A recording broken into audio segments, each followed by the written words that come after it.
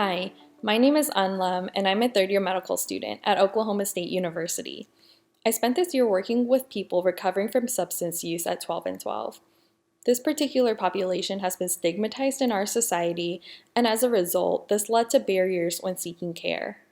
The particular opportunity I wanted to address with my project was how to link my participants with concrete tools for preventive healthcare outcomes.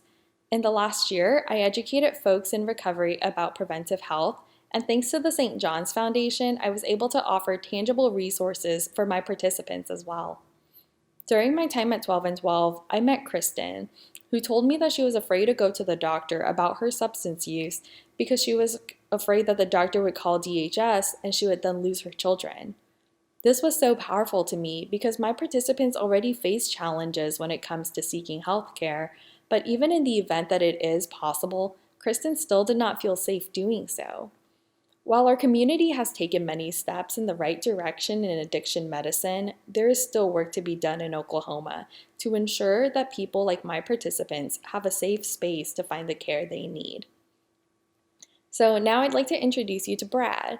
Brad is a quiet guy in his 30s, and he never said more than yes or no during our first few classes.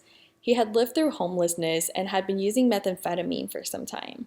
During one of our sessions, I asked him if he had any goals that he wanted to set for himself, and he said, "I used to act kind of crazy because I was treated like I'm some crazy person when I was homeless, and I don't want that anymore."